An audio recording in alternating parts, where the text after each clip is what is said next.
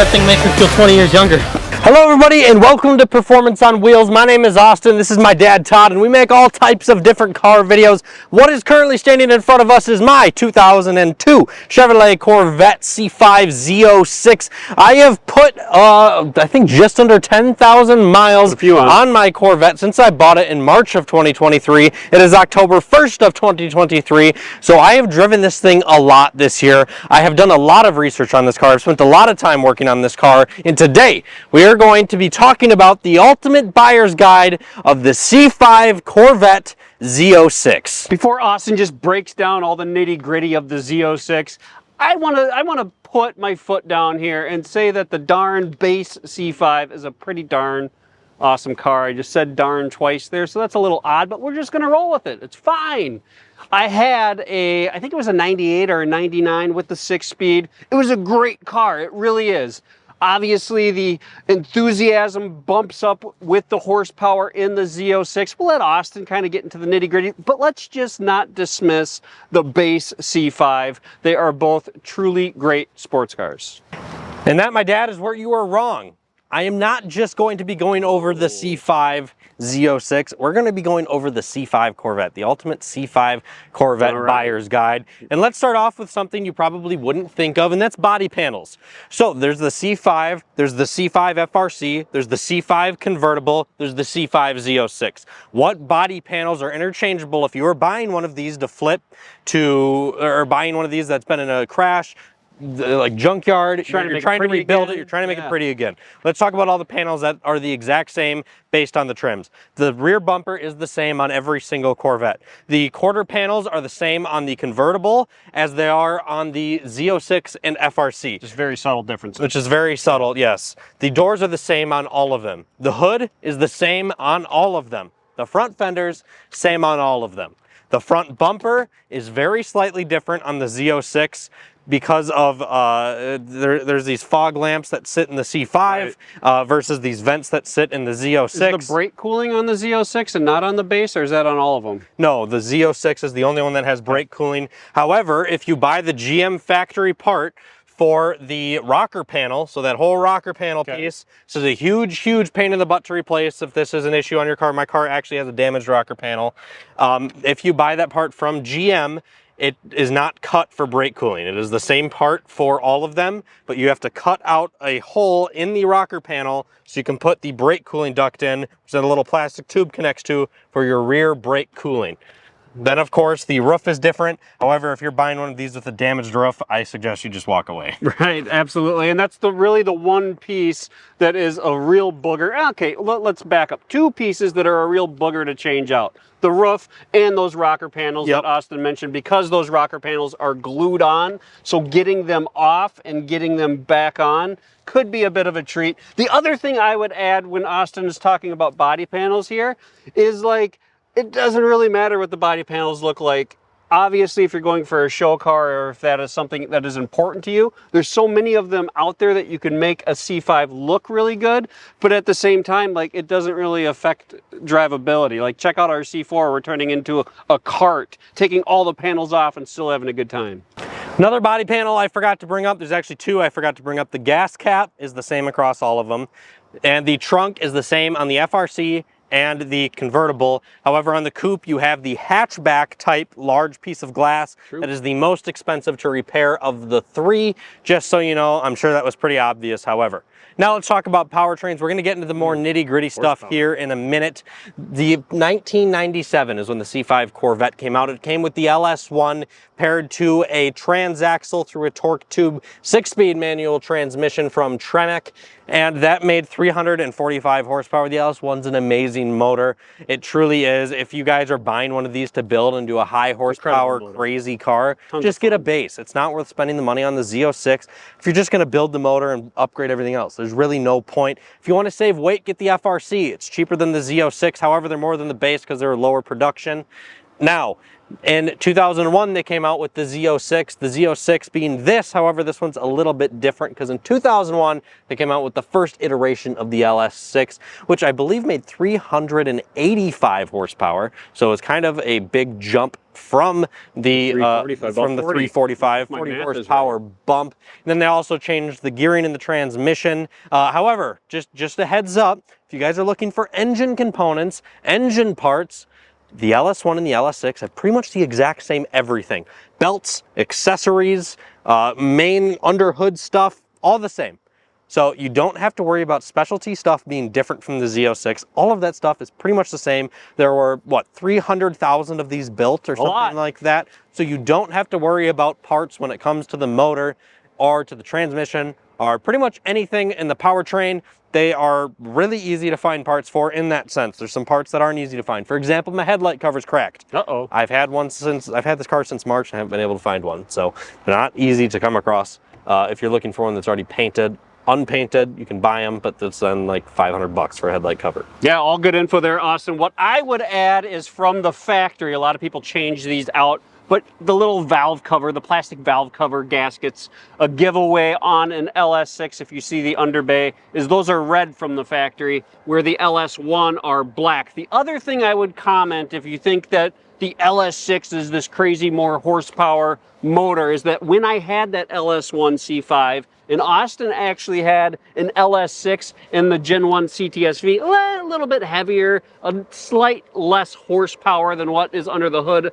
on this LS6, but that CTSV actually lost to a race to the LS1. Now maybe it's just because I'm the dad and I'm faster and I'm a better driver, or maybe it's just the fact that those two motors are that close in horsepower.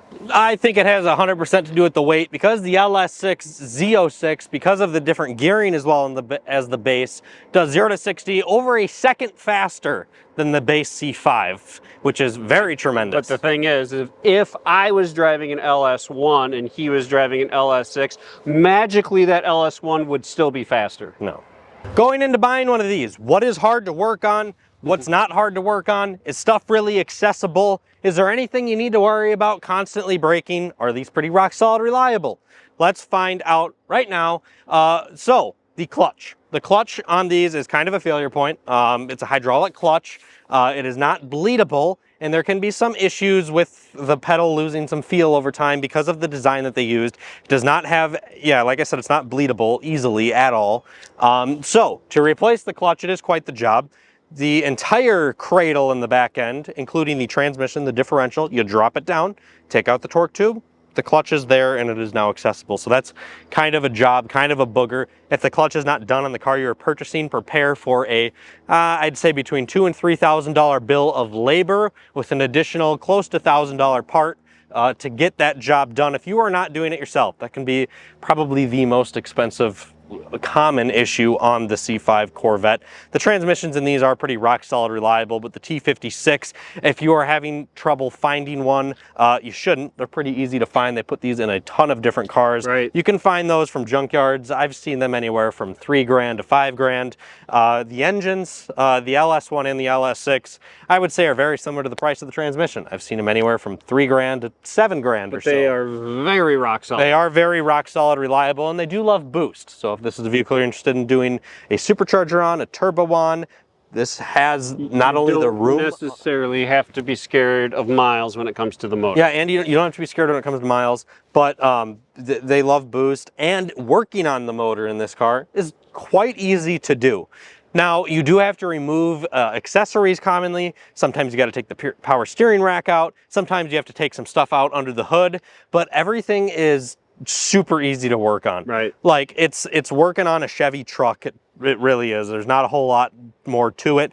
And a lot of people will say it's not nearly as accessible as a Chevy truck, but it's not really that bad either. I had the CTSV before this, and this is easier to work on than the CTSV was. It has more room under the hood. It's a very roomy engine bay. Everything is pretty dang accessible. And then there's some other parts that are just kind of interesting to work on that you may not be thinking about. For example, the pop-up headlights. The pop-up headlights on the earlier generations of Corvette used a different type of motor than the newer generations of Corvette. The earlier generations are known for possible failure at some point. You will need to take apart your entire headlight lens, kind of take apart the headlight itself, then replace the bushing, because they're in the earlier ones, they're plastic little gears, and that's how they open and close. They can wear out, so you replace them with brass ones. That shouldn't be an issue again, but you do need to take apart a good amount of that headlight to get to that. I would say to somebody who's not trained, that would probably take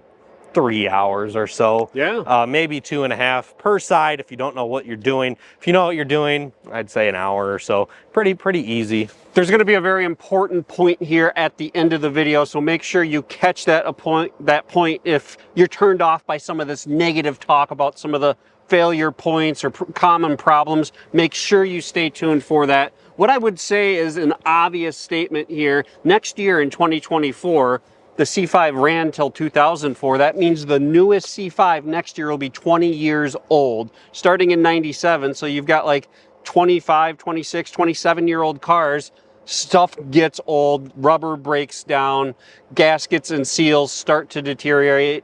Obviously, even a low mile car is still prone to some of that stuff. So you just have to take that stuff into account. Anything that's rubber, anything that holds fluid that can leak, any connection that is electronic has the ability to jiggle loose, corrode, just get wore out with time, kind of depending on where the car's been stored. Yeah, I was going to mention that. So a big part of that is if you guys are looking for a vehicle in the Midwest, yeah, even though it hasn't probably ever seen winter, I mean, and even if it has seen winter, you really don't have to worry about rust, because the only thing that's metal on this car are bolts, which is going to bring up another point here shortly.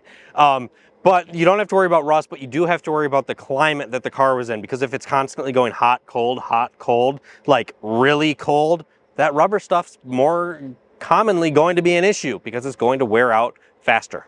Now, there's obviously an automatic transmission, but we really don't talk about it because we don't care, quite honestly. You can still enjoy a C5 with an automatic, and I understand some people have some health reasons, but this car is made to have a stick in it. Like, you're going to have a better experience if you have an option between a stick and an automatic. Go with the stick. Here's a fun fact about the automatic. It's a 4-speed that actually shares the same transmission as a Buick Roadmaster. So they're not the most reliable transmissions in the world. They're pretty rock solid if you drive the car around, but if this is something you're going to be driving hard, they're definitely known for issues. They're also known for overheating issues because slow they're shifting. and yeah, slow shifting. Definitely not as enjoyable by any means. Not as reliable. But it's still, I mean, it's not bad. Yeah. It's not terribly unreliable. It's still a way to enjoy the car if that's the only way you can. Don't let that deter you. No, not at all. Now, I did want to talk about another thing. So I did bring up all those body panels earlier. All of them in lights and all of that stuff is so easy to work on, guys. Like, this is not working on some high-class sports car. It's not working on a newer version of Corvette. This thing is so easy to work on. It's like working on a Silverado. It's got panel gaps galore, so you can get your fingers into just about anything, and you can pull stuff because it's all flexible, like bumpers and stuff. Right. And you can get your hands wherever you need to get them. It's easy to get lights in there. There's plenty of room. It's very forgiving. It's very forgiving. And even if the panel gap's a little bit bigger than it was when you stopped, I mean, nobody's going to notice. No one will notice because it's a C5 Corvette, and I have a 5/4 panel gap between my door and my fender, and that's how it came from the factory on the passenger side. It is a different door here on the driver's side, but I'm just saying these cars are super easy to work on for anything, really, anything at all, and parts are genuinely easy to get to. Now, the only thing you need to be mechanically inclined for on the C5 is anything at all that has to do with electrical. Like I brought up earlier, and yes, of course, that's the hardest thing to do on any vehicle. The master technicians are the ones that get paid the most because they know how to diagnose electrical issues. The good thing is on this topic is, again, there's so many of these cars that there's so many helpful videos and helpful forums, whether you're diagnosing a ground issue or something with the PCM, or one of the other mini items that you've probably chased in your ownership already? Yeah, so a huge issue that I've had is ignition lock cylinder. I have had some grounding issues. I still have grounding issues. Yeah, I have an issue with the, I can't remember the name of it off the top of my head, but the traction control ABS module. Yeah, I think everyone does. Pretty much everyone does. It's like welcome to ownership. Yeah, so there's a ton of electrical issues on this car. If you are okay with having a check engine light on, your traction control not working every day. Yeah, your traction control not working, then don't worry about it, because you will spend thousands of dollars at a shop trying to diagnose stuff, or you will spend tens of hours trying to diagnose stuff yourself. You'll repair one thing, and next thing you know, because this car is so dang old, it'll have some other issue somewhere else in the electrical system and something else will break. Yeah. So if you're fine driving around with no traction control, I actually like it more. If you are fine driving around with your check engine light on, I am. The only reason that mine's on is I have high flow catalytic converters. Yes. And they're just, I don't think they put out as much flow as the stock ones. What's the fun key, the fun turn the key around, wait 10 seconds thing? Oh yeah, that has to do with so many other things. It has a new ignition lock cylinder because the car wouldn't even start because of it. But I've read so many different things, and it's to the point where you just need to start taking stuff out, putting new stuff in, and keeping at it. So yeah, and there's the grounding is a huge thing that gets loose. It has a jarring ride. They were kind of poor to begin with, so I forget what it is, 7 or 9 main ground points around the car. Like, it's going to be an issue at some point if it's not. As those miles go up, as you continue to hit bumps and things get loosened up, you're going to have electrical issues if you own a C5 long enough. It's almost guaranteed. That's even into the climate control. It has a little digital temperature display that is going to go out at some time. That's essentially just resoldering, I think, some resistors on the backside to get that to illuminate. Your climate control will most likely still work. You just won't be able to see the temperature or your fan speed and stuff like that. Buttons will still work and operate. Very common that that display will be out. If you guys are curious how much it costs to own a C5 Corvette, I would say if you are mechanically inclined, you want to work on the car yourself, I would put aside about $1,500 a year to fix between oil changes, normal maintenance, brakes, whatever, yearly. That's probably what you're going to be putting into this car yearly. It's not bad at all. I'd say it's pretty reasonable. If you're going to be getting stuff done at a shop, I'd probably put double that aside, about $3,000 aside to do all of your regular maintenance, brakes, stuff like that. I'm even putting that aside in a generous amount in case something else breaks in the electrical system that you do want to fix. If you need a $200-300, throw an ignition lock cylinder in, $200-300 because a headlight motor went out. I'm putting money aside for that sense. In my year of ownership, I have put way more than that into this car, mainly because of cosmetics and other things that I've done to it, and I bought it damaged. But overall, mechanically, the only things I've done to this car is I've done 4 oil changes now. Right. I have done the transmission fluid flush. I have done the differential fluid flush. I have done brakes all around. I've done a brake fluid flush. I have done spark plugs, wires. Spark plugs. I've done wires, headers. That I can't really. Yeah, I can't count headers as maintenance.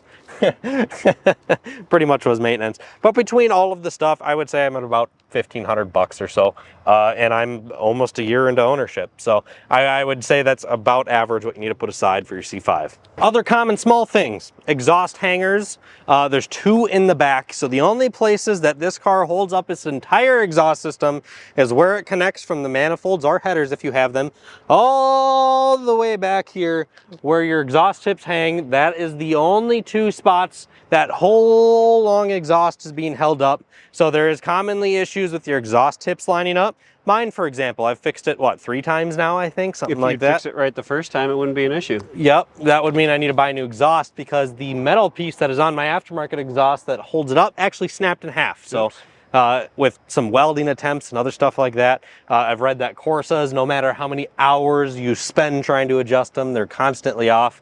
It's just kind of how it is. You got to get used to it. But it sounds so good. It does sound fantastic, and I wouldn't have it any other way. Some other minor stuff on the Corvette. Not a lot, honestly. It's really, truly a sports car that you can enjoy We do have some other videos on the Z06, whether it's opinions, reviews. We have a handful kind of saying the story of this car. You got to check out some of those other videos to dive into that. The sun's going down. We still got to get some miles on this evening because wintertime's coming here in Minnesota, so we got to get out and enjoy this thing a few more miles at least. But there's a really important point I want to make here. There's a handful of things that can go wrong with this car. There's a handful of maintenance items, but here's what's important. You can rock this thing with a lot of the issues, whether it's some of the electronic issues, whether it's a cracked body panel or a fender or a hood or a trunk or a fender. You can rock this car with a lot of the issues and still drive it across the country and absolutely enjoy it. Yep, right? I've done it, so. Right, so these issues are minor, but if you're someone that's gonna OCD about a light being on or the fact that a body panel isn't perfect, like you're gonna drive yourself nuts and you're never gonna actually enjoy the car. I would probably, if that is the person that you are, I would probably move to like a 2007 or 2008 or newer C6, because even the early generation of C5s were extremely problematic, even more so than this C5. Just lots and lots of electrical issues. Because of the body lines of the C5 and the Z06 and what Austin has done with his, there's a lot of flaws on this car, but this thing going down the road, it catches eyes, it turns head, it has pictures taken of it all the time, the wide body, the wheels, everything the package has, and it's not just this one, it's the C5 in general. It looks good driving down the road, so don't sweat those small imperfections. Don't sweat the small flaws you see if you're going to look at one on the used market. You'll figure out the repairs along the way. The car will become yours once you start working on it, and you'll have a pretty big freaking smile on your face because it's going to be a good time. And just so you know, no matter how clean you get it, no matter how good you make your C5 look, there's going to be one that looks better. There was 300 something thousand of these built. I'm sure there's one with 10 miles on it sitting in somebody's garage somewhere in perfect condition that's washed every single day, whatever. There is so many of these. Don't worry about making yours perfect. Just buy the car, enjoy the car, go get a deal on the thing. Thank you guys so much for tuning in to the video on this C5 Corvette. There's going to be lots of them in the future, but it's going to go into storage here soon. But throughout this whole winter, we will not be out of Corvette content because we're building a C4 go-kart. Check out that video up in the corner and follow our build as we build this thing up from the ground up. Thank you guys so much. Have a great